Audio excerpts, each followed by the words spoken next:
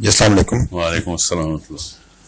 اچھا، پروفٹ صلی اللہ علیہ وسلم نے اینڈ ٹائمز پہ خاص طور پہ اور دجال کے فتنے سے بچنے کے لیے سورہ کہف پڑھنے کے لیے کہا ہے، ریکمینڈ کی ہے حدیث کے مطابق.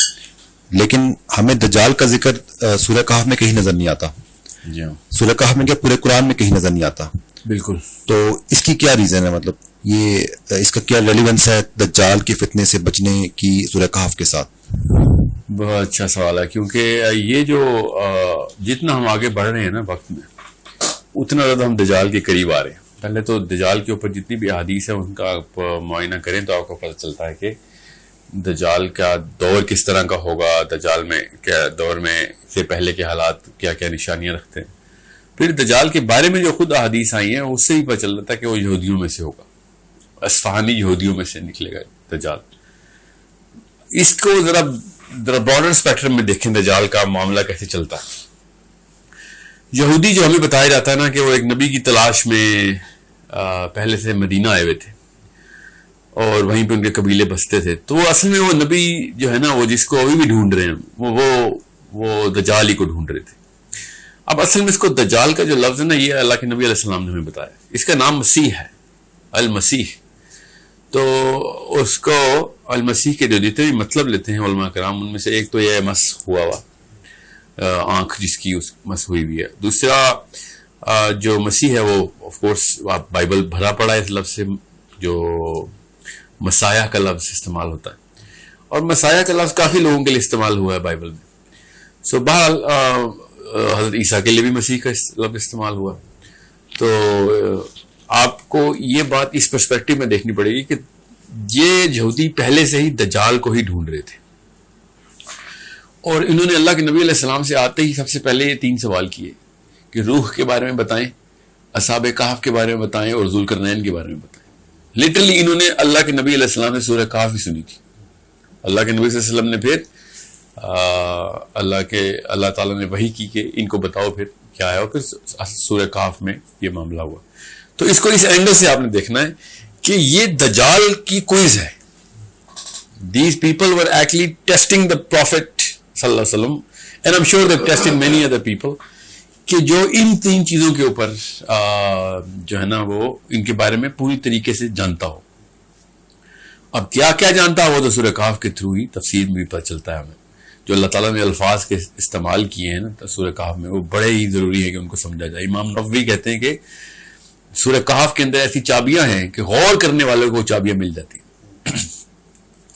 سو دجال کا لنک سورہ کہف سے اس طریقے سے نظر آئے گا کہ یہودیوں نے آ کے اپنے دجال کی شناخت کے لیے پروفیٹ صلی اللہ علیہ وسلم سے اصحاب کہف کا اور ذوالقرنین کا جو سوال کیے 2-3 میں سے 2. اصلی روح کا بھی اسی میں ایک کانسیپٹ پورا کا پورا اتر آتا ہے, مگر یہ تو لٹرلی نام سے ہی بتایا نا کہ بتائیں ان پیپل آف دا کیو کے بارے میں بتائیں, اور پھر ذوالقرنین کون تھا کیا تھا.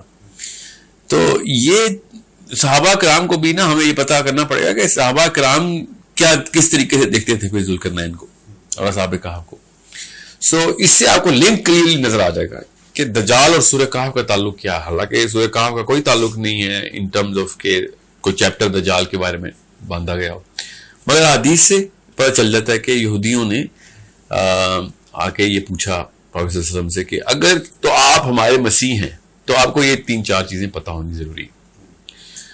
اور پروفیٹ صلی اللہ علیہ وسلم نے بھی بتا دیا, جتنی تفصیل سے بتایا وہ اتنی کافی ہے کہ وہ ہمارے لیے تو خیر پوری کی پوری طریقے سے وہ جو ہے نا وہ سمجھ آ جاتی ہے بات. یہودیوں کو کیا سمجھ آیا کیا نہیں وہ تو اللہ نے کہہ دیتا کہ پہچان ہے تمہیں یہ گئے ہیں جس طرح باپ اپنے بیٹے کو پہچانتا ہے. پھر حضرت جویریہ کے جو حدیث ہے کہ جب وہ تھی جو ٹاپ عالم تھے اہل یہود کے, ان کی بیٹی تھی, ان کے ابا جی اور ان کے چچا جو تھے نا وہ یہ اللہ کے نبی صلی اللہ علیہ وسلم سے یہ سارے سوالات کرنے گئے ہوئے تھے. اور وہ خود بتاتی ہیں کہ جب یہ میرے ابا جی اور میرے چچا گھر آئے واپس پروفیٹ صلی اللہ علیہ وسلم سے مل کے, تو انہوں نے آپس میں جو بات کی تو انہوں نے پوری کی پوری ڈائلاگ ریکارڈ کروایا کہ ابا جی سے پھر چچا نے پوچھا, کیونکہ ابا جی زیادہ بڑے عالم تھے ان کے جو والد صاحب تھے.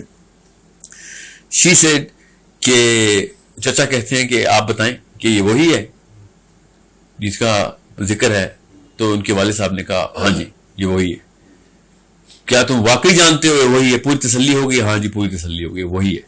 تو کیا اس کی پھر بیعت کرو گے، اس پہ ایمان لاؤ گے؟ نہیں بالکل بھی نہیں لاؤں گا. یہ ہے ان کا ڈائلاگ. ہر جویریے کو اللہ نے پہلے سے ہی اس طریقے سے حجت تمام کر دی تھی، علم اور یہ علم دے کے ایمان افروز کر دیا ہوا تھا.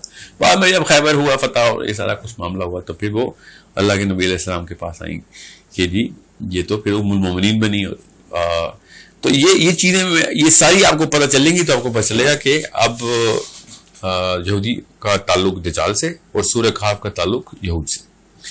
اب رہتا ہے سوال یہاں پہ آ کے کہ ایسی کیا چیز ہے اصحاب کہف میں یا پھر ذوالقرنین میں یا روح کے کانسیپٹ میں، کیونکہ اب جو اصلی دجال نے آنا ہے، ٹھیک ہے، المسیح دجال نے جو آنا ہے، جو یہود کے لیے آنا ہے، تو وہ ایسا کیا کرے گا؟ تو وہ اس سے بھی پورا کا پورا ایک جو ہے نا وہ چیپٹر کھل جاتا ہے کہ ذوالقرنین ایسا کیا کر رہا تھا. ظاہر جس کو ذوالقرنین کا پتہ ہے تو اس کو یہ بھی پتہ ہے پھر دجال کیا کرے گا. اس سے صاف سمجھ آ رہی ہے ذوالقرنین کا سوال کیوں کیا، پھر ٹھیک ہے اصحاب کہف کیوں کیا.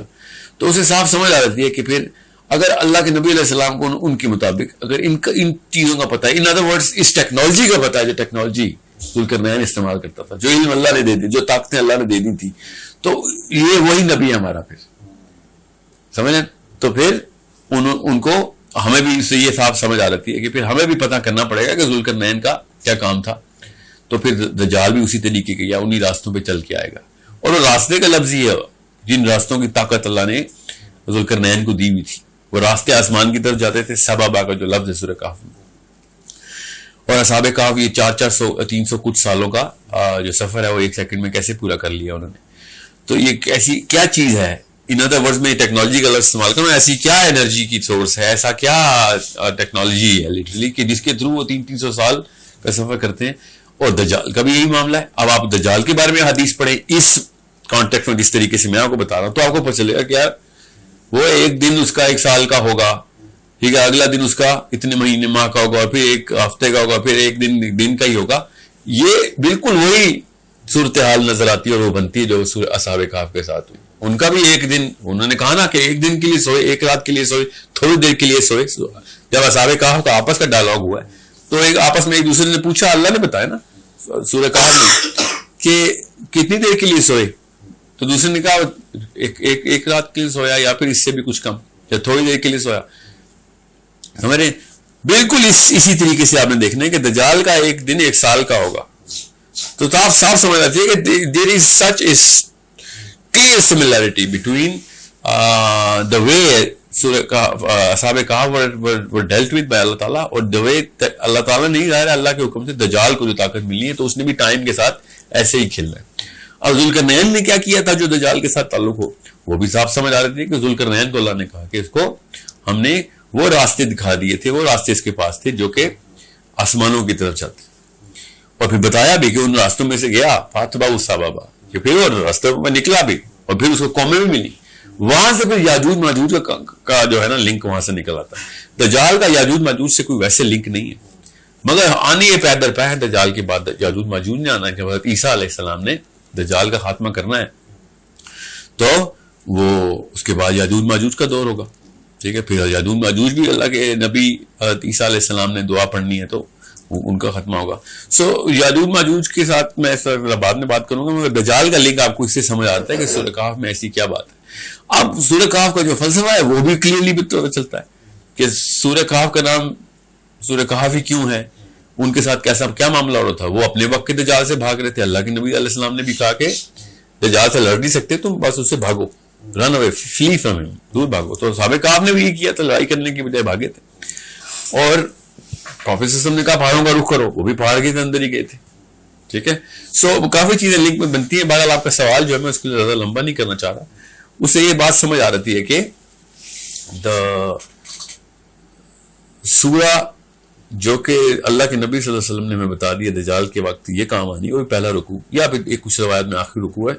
وہ کیا ہے اس صورت میں، ایسی کیا چیز ہے جو امام نووی کہتے ہیں اس میں وہ چابیاں پڑی جیسے دروازے کھل جائیں گے تمہارے اگر سوچو گے تو وہ یہودیوں کے اس دجال کی جو کوئز لیتے تھے نا اسی سے سمجھ آ رہی ہے کہ وہ انہی چیزوں کی وجہ سے ویٹ کر رہے ہیں دجال کا.